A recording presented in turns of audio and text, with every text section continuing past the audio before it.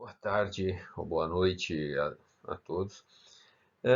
Nesta semana aqui, nós vamos fazer uma revisãozinha ali rápida a respeito da condução de calor em simetria cilíndrica e esférica. Vamos resolver os problemas e vamos falar também a respeito do que a gente conhece como raio crítico, tá? De isolamento. Pois bem, então olha só.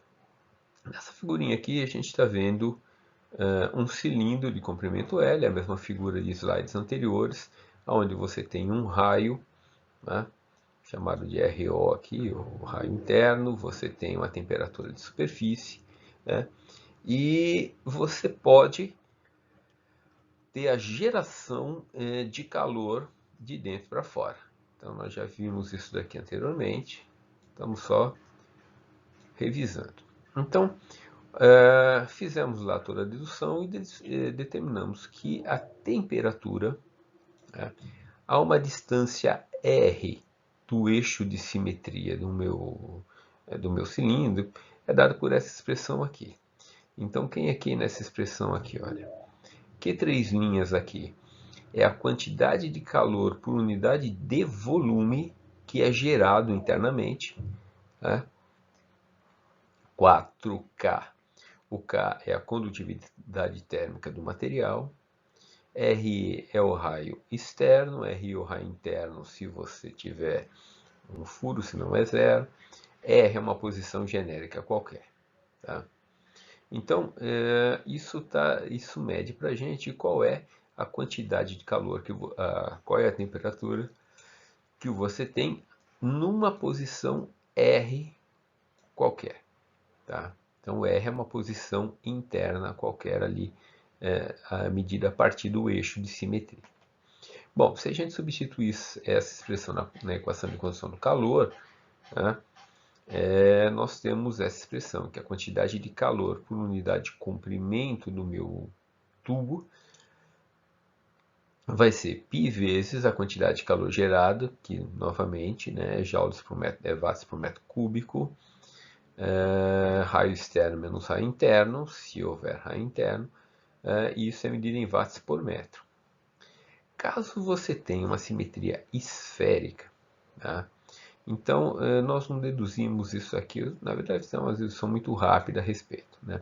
Se você tiver uma simetria esférica, a quantidade de calor que você tem sendo transmitida é 4π vezes a condutividade térmica do elemento, do material que compõe a casca esférica, se tiver uma casca, temperatura interna, temperatura externa, raio interno, raio externo, ok?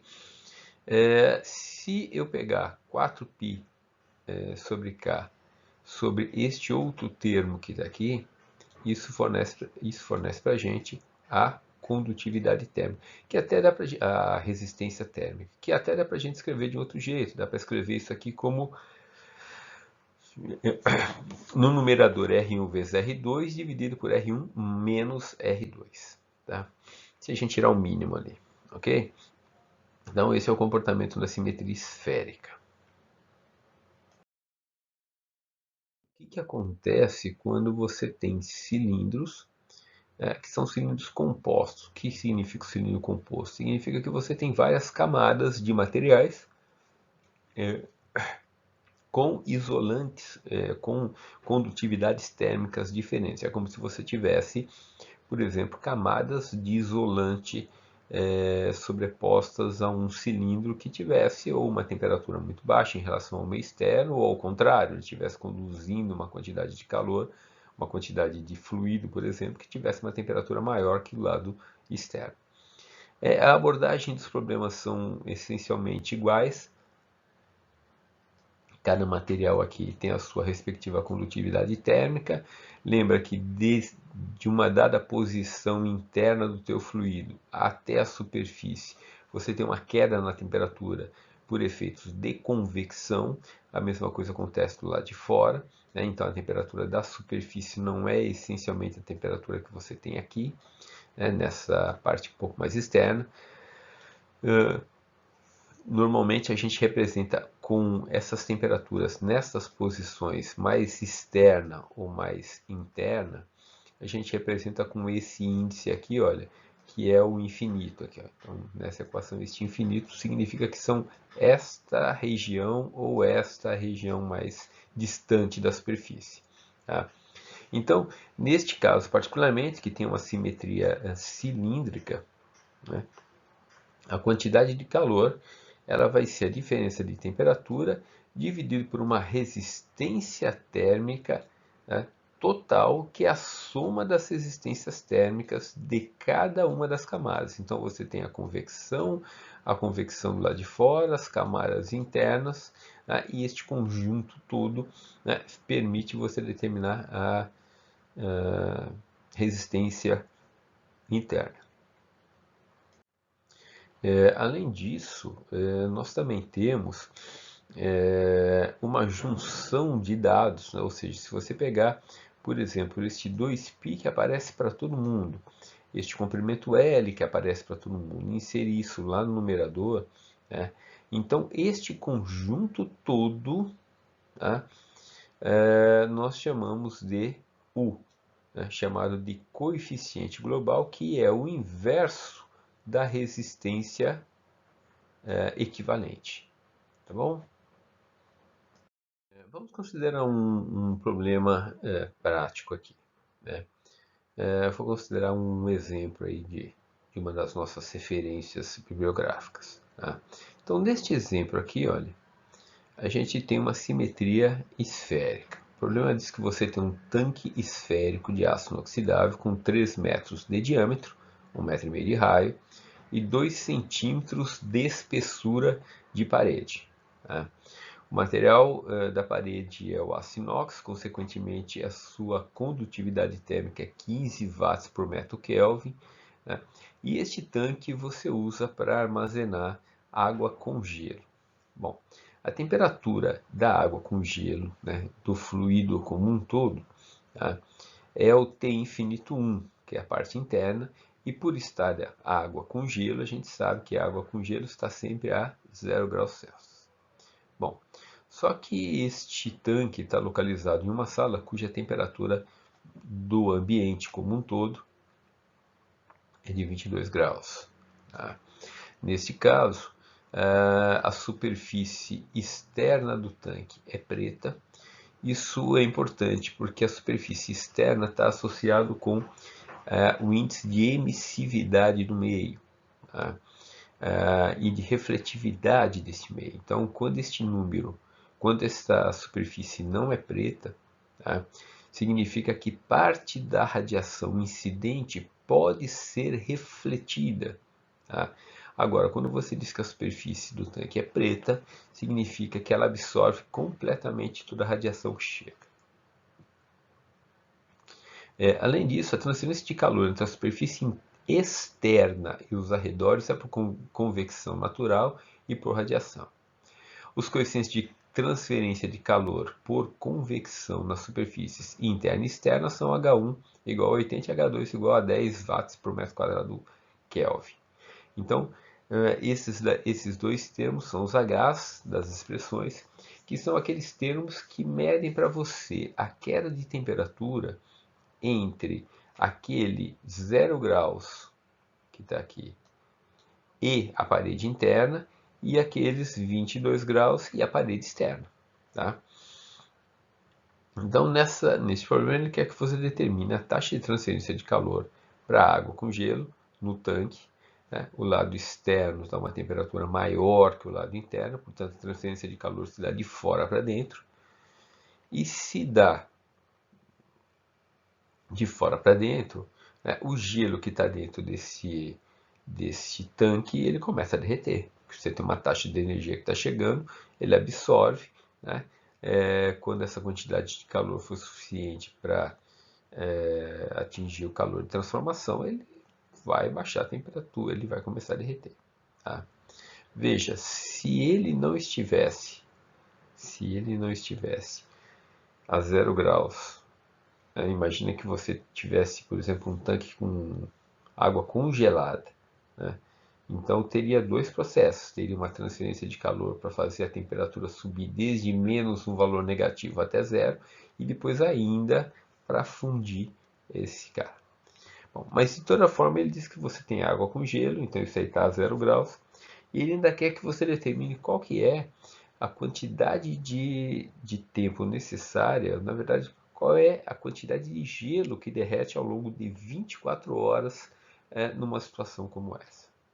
Ok? Bem, a solução deste problema aqui levaria muito tempo aqui se eu fosse digitar tudo isso aqui, usar o equation, essas coisas todas. Então eu resolvi, né, o problema à mão, né, refiz o problema à mão e só tirei foto do problema para que a gente pudesse ganhar um pouco de tempo. Então aqui estão os dados, né? O tanque de aço inoxidável, diâmetro interno 3 metros, espessura 2 centímetros, condutividade térmica do aço inox, né? A água com gelo a 0 graus, temperatura ambiente 22, H1, H2, superfície externa preta.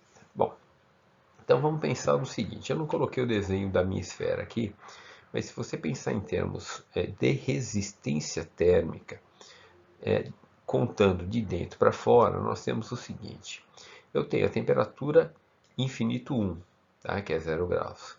Aí eu tenho uma resistência térmica devido à convecção interna. Isso faz com que a parede interna do meu reservatório não tenha exatamente zero. Tá? Por quê? Porque você tem uma queda de temperatura por conta desta resistência térmica de convecção. Entre a parte interna da parede e a parte externa da parede, eu tenho novamente uma variação de temperatura, porque eu tenho um meio que conduz calor. Tá? Então eu tenho uma temperatura T2 aqui, que é a temperatura externa da parede. Tá? Mas o que acontece é que a parede não tem a mesma temperatura que os T infinito 2, porque o T infinito 2 é a temperatura do ambiente. Quando ela cede calor, ou quando aquele meio absorve calor, o que acontece é que você tem uma queda de temperatura exatamente por conta daquele coeficiente de convecção, da mesma forma que a gente tinha internamente. E aqui a gente tem mais uma condição. A gente sabe que existe um termo de resistência térmica por conta da refletividade ou absortividade da superfície, né? E também do coeficiente de convecção externo, que é o H. Então, essa parte aqui que a gente está chamando de coeficiente devido à radiação, ela está associada com aquela superfície preta que está indicada anteriormente. Bom, mas de toda forma, né, do lado externo à parede, nós temos aqui uma junção de duas resistências térmicas que não estão em série, né, diferentemente do anterior. Então eu tenho duas em série, e eu tenho uma equivalente em paralelo que eu vou ter que achar a equivalente série para poder somar e achar equivalente a resistência térmica equivalente total daquela superfície. Tá? Então, para isso, vamos só reescrever aqui na lateral quem é quem. Pois bem, então olha só. A mais fácil da gente escrever é a resistência do material da camada. Veja, se o meu material, se as minhas camadas fossem planas ou cilíndricas, ia aparecer lá um Ln, alguma coisa assim no caso da cilíndrica, e no caso da plana, a gente ia simplesmente somar ali as resistências térmicas. No caso de uma simetria esférica, a resistência numa simetria esférica ela é dada pelo raio externo menos o raio interno. Tá? Aí você tem aqui ainda 4π vezes o raio externo e o raio interno, vezes a condutividade térmica. Isso aqui é o que representa a resistência térmica na parede. Aí eu tenho a resistência térmica devido à convecção, que é o H vezes o A, né, que é a área. A resistência devido à convecção do lado de fora, aqui também é H2 vezes a área de 2. E eu tenho ainda uma resistência térmica, que ela é devida ao fato da superfície estar absorvendo radiação. Tá? E isso é dado através de um coeficiente de convecção, digamos, transformado para radiação, vezes a área. Tá? Então, a soma dessas quatro parcelas aqui, a associação dessas quatro parcelas, fornece para a gente quanto que é a resistência térmica total. Lembrando, né, que eu vou ter dois termos aqui, olha, a resistência é este sujeito aqui e este daqui, olha, esses dois vão estar em paralelo. Então, eu vou ter dois caras em paralelo, este e este, faço uma associação de resistências em paralelo, o resultado me dá uma equivalente que pode ser somada com essas outras duas parcelas superiores e você acha a resistência térmica total. Tá? Bem, aqui nós temos um dado que é uma novidade aí, né? Que é a forma que você tem de determinar quanto que vale o coeficiente de convecção equivalente para radiação baseado nas temperaturas, na emissividade e na constante de Boltzmann, que é este epsilon que está aqui. Tá? Então, pensa no seguinte, você sabe que lá de dentro da tua esfera você tem 0 graus, lá de fora você tem 22. Né? E aí, você tem uma queda de temperatura de fora para dentro. Tá? Então, internamente você tem 0, na parede interna você tem uma temperatura diferente de 0, superior a 0. Na parede de fora você tem uma temperatura um pouquinho superior à temperatura do lado de dentro da parede. Tá? E aí você tem o coeficiente de convecção externo, né? E mais as outras mais a parcela de radiação. Pois bem, essa parcela de radiação, ela pode ser calculada baseada nessa expressão aqui. Ó. Então, essa expressão, que é meio mágica aqui, meio mandrake, né? Ela diz o seguinte, que o coeficiente de convecção equivalente para radiação é a emissividade, e a emissividade é um número que varia entre 0 e 1, tá? No nosso caso ela vale 1, vezes a constante de Boltzmann, 5,67 vezes 10 a menos 8. T2 é a temperatura da superfície e T infinito 2 é a temperatura mais externa. Então, por que eu estava falando antes das temperaturas? Porque as temperaturas são diferentes camadas a camada. Né? Só que a gente não conhece a totalidade dessas quantidades esses valores de temperatura. Tá? E é essa discussão que está sendo feita logo na sequência aqui. Ó. Tá? Então, o que acontece? Veja, você sabe que do lado interno é 0. Pode ser que na parede seja ligeiramente um pouquinho superior a 0. Como o material é um bom condutor de calor, né, que é o aço inox, nós vamos ter também que a temperatura do lado de fora da parede é praticamente igual ao anterior, tá? Que é do lado de dentro. E aí a gente tem a convecção. Pois bem, então olha só, o que acontece aqui?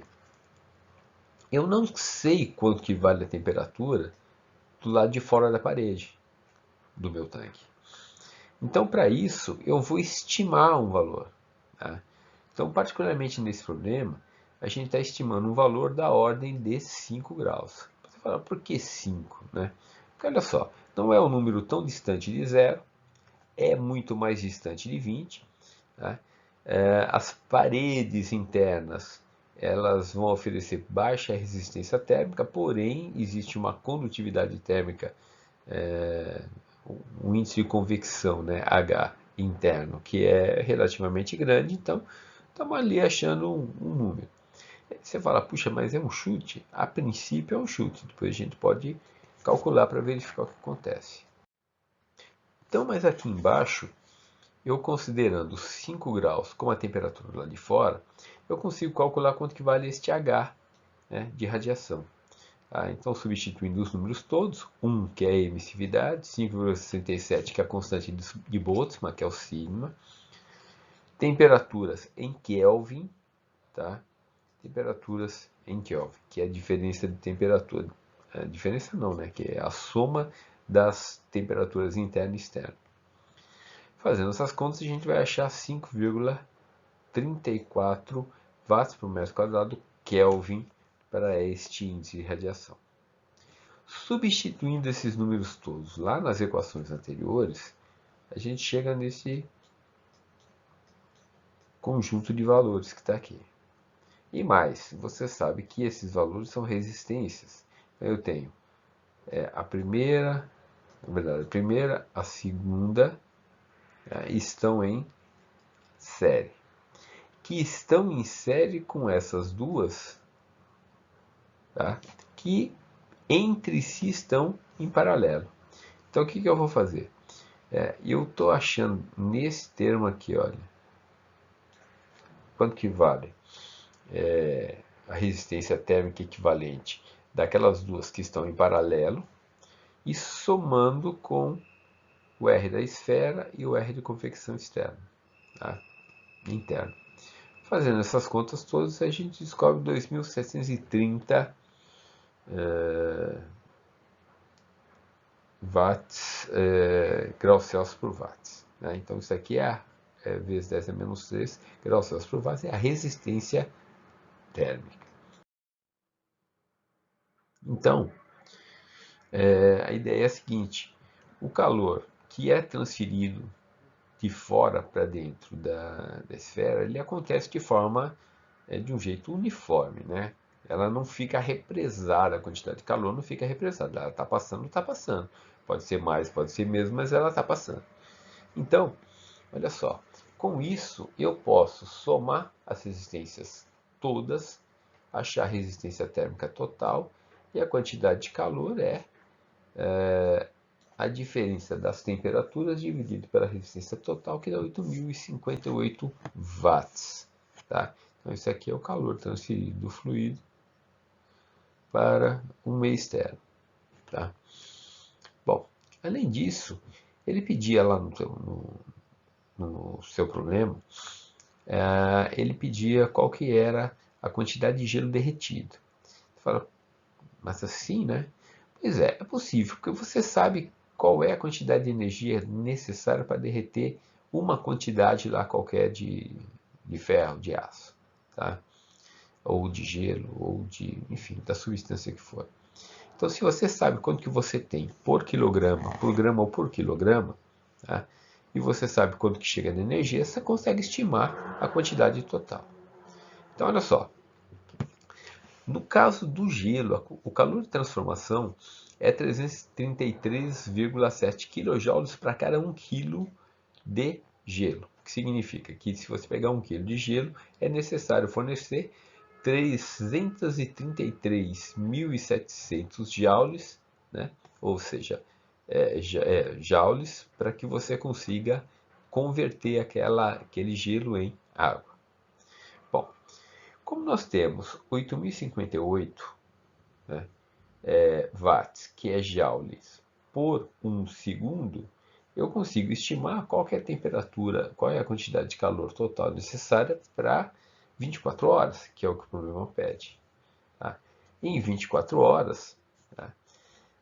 A gente sabe que chegam lá 696,2 megajoules. Então, se você possui 1 quilo, né? Então, ou seja, se você sabe que para 1 quilo é necessário 333,7 kJ, né? E você sabe que você tem 696,2 megajoules, a razão entre eles vai te dar a quantidade de massa. Então, nesse problema aqui, a gente tem 2.086 kg ao final de 4 meses. Bem, nós vimos que em simetrias cilíndricas, né, a, a resistência térmica ela é proporcional ali ao ln da razão entre os raios. Tá? Em contrapartida, a convecção, né, a transferência por convecção, é proporcional, a resistência é proporcional ao inverso do raio. Então, a gente precisa tomar um certo cuidado, porque nem sempre aumentar ou diminuir o raio da minha camada de isolamento, quando necessário, pode ser uma boa, né? Pode ser uma situação plausível. Né? Então, imagine o seguinte, né, que você tem aí lugares, por exemplo, como cidades americanas, lá que tem que distribuem vapor da mesma forma que distribui água, né? Então você tem centenas de quilômetros de tubos, uma tubulação transferindo vapor de um lado para o outro, né? Carreando vapor, da mesma forma que a gente que tem água encanada aqui, tem vapor encanado lá, porque são regiões muito frias. Então, nesses casos, é necessário um cuidado extremamente grande para você não perder calor desde o ponto de entrega até o ponto de chegada deste vapor. Senão você perde muito calor, né, pela transmissão nessa tubulação, você acaba tendo um problema. Então, esta condição aqui permite você determinar de forma média qual que seria o raio, né, no qual o aumento ou a diminuição das camadas de isolamento podem facilitar ou piorar é, a condição de transferência de calor. Tá? Então, vamos analisar esta equação aqui. Ó. Essa equação está mostrando aqui para a gente exatamente a expressão que fornece a transferência de calor, onde você tem um tubo e uma camada externa a esse tubo de isolamento. Tá? Então você tem uma camada de isolamento externo e mais. Aí você tem toda aquela região do lado de fora que é aquela região de convecção. Tá? Então, veja bem, quando você tem um material de alta resistência, como um tubo, né, metálico, a condutividade térmica no tubo metálico, a resistência térmica, na verdade, é muito baixa, a condutividade é alta. Tá? Condutividade e resistência térmica são inversos entre si. Então, a condutividade térmica acaba sendo boa, de tal forma que entre a região essencialmente interna e externa, então se tem uma região interna que tem uma temperatura e uma região externa do teu condutor, a diferença de temperatura ali é ligeiramente pequena, a gente pode desprezá-la, não aparece nessa equação que está aqui do lado. Nessa equação, você tem uma resistência térmica aqui, ó, que é devido ao isolante, e uma resistência térmica aqui, que é devido à convecção do lado de fora, que é esta parte que está em azul aqui. Ok?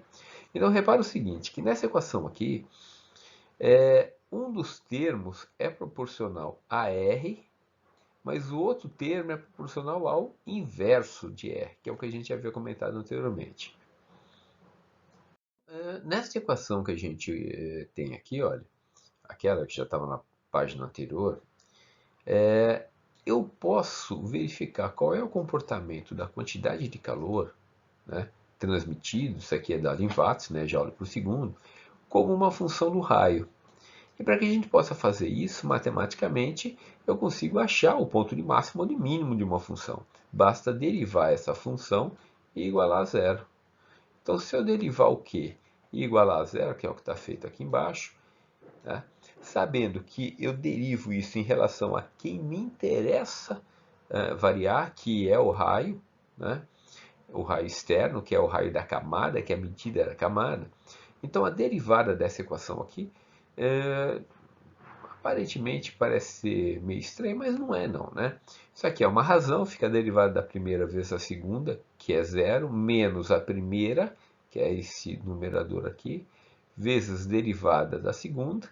A derivada da segunda você tem uma razão nessa parte aqui, na outra nem tanto, ln dá 1 sobre r, né? Então, quando você faz essa conta toda e simplifica, eu pulei essa etapa toda, levava uma pagininha aqui inteira, né? A gente chega aqui, 1 sobre k vezes o raio externo tem que ser igual a 1 sobre r vezes o h, né? Então, se eu simplificar aqui, olha, este r, né? O R que torna aquela expressão máxima ou mínima, né, vai ser aquele cuja razão é K sobre H, ou seja, a relação entre a condutividade térmica no meio e o coeficiente de convecção. No slide seguinte a gente vai ver uma curva que é o comportamento desta função que está aqui. Então está aqui a curva. Essa curva foi obtida com aquela função anterior, né? Basta a gente plotar aquilo, pode usar um número, pode usar números para plotar aquilo lá. Então, existe um valor que faz com que essa função seja máxima, né? A gente derivou igual a zero, a gente está achando um ponto de máximo. Então, isso aqui é igual ao raio crítico, né? Que nós vimos lá que era K sobre H para um cilindro, tá?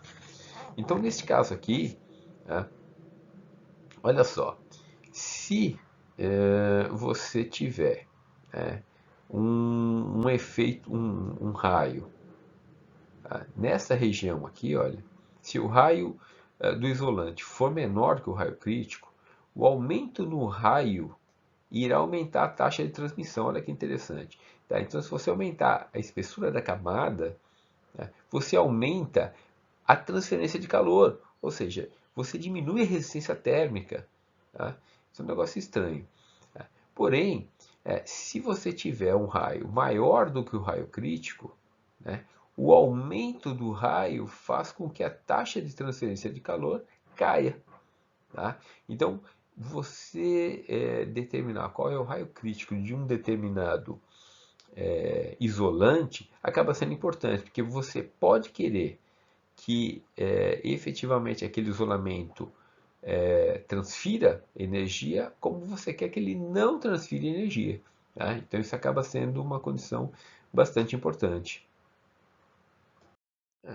Por exemplo, suponha que você tenha um material lá, um tubo qualquer, e você tenha um gás, e o coeficiente de conversão de um gás é 5 watts por metro quadrado Kelvin. Né? E aí você tem um isolante térmico, esse gás pode estar numa tubulação, que você desprezou a diferença de temperatura na camada do tubo, né, desse tubo condutor, por exemplo, mas você tem um isolante no entorno. E esse isolante tem uma condutividade térmica de 0,005 watts por metro. Tá? Então, se você quiser determinar quanto que vale o raio crítico, vem lá, olha, pega o 0,05, divide pelo H, então é K dividido por H, e o número deu 1 centímetro. Então, o que está dizendo aqui? Olha, se você tiver, por exemplo, o raio do seu isolante maior do que o raio crítico, do que este número, maior que 1 centímetro, então você colocar mais camadas faz com que você diminua a perda de calor. Tá? Se for menor, o contrário. Bom, olha só, aqui nós temos um resuminho, essa é uma tabela do nosso livro-texto aí, do Incropera. Né? Existe uma tabela muito boa também no Sengel e Unis, mas essa tabelinha está mais resumida. Então nós temos aqui o comportamento da equação de calor, né, para os 3 tipos de análise que a gente fez. Para as paredes planas, para cilíndricos e para esféricos, sem a geração de calor. Tá? Lembra que o Q ali é zero. Então, na verdade, isso aqui é Laplaciano em coordenadas cartesianas, Laplaciano em coordenadas cilíndricas, Laplaciano em coordenadas esféricas. A distribuição de temperaturas se dá neste formato em paredes planas, em paredes cilíndricas e em paredes esféricas. A taxa de calor, no caso das paredes planas, é K vezes ΔT sobre L. No caso da parede cilíndrica, é K ΔT R, Ln de R2 sobre R1. Então, isso aqui é o cilindro, isso aqui na esfera. Tá? Ainda a gente tem aqui a taxa de transferência de calor, tá? E a resistência térmica para cada um desses termos. Particularmente o raio crítico de isolante, né, cilíndrico aqui, é K sobre H, aquele raio crítico, né? E o raio crítico numa esfera é 2K sobre H. Tá? Para lembrar disso em determinadas situações. Pois bem, para finalizar um exercício aqui, ele é relativamente simples, tá? Diz o seguinte: você tem uma bola esférica de 4 milímetros de diâmetro, 50 graus Celsius, envolto no isolamento plástico com condutividade térmica de 0,13 com 1 milímetro de espessura. A bola está exposta ao meio a 15 graus Celsius com um coeficiente combinado de transferência de calor, convecção e radiação de 20 watts por metro quadrado Kelvin. Então aqui eu não tenho que calcular o H de radiação, que ele já está combinado com o de convecção. Então ele quer que você determine se o isolamento plástico da bola ajudará ou prejudicará a transferência de calor. Então, é um problema no qual você precisa usar o raio crítico para simetria esférica para chegar a essa conclusão. Ok?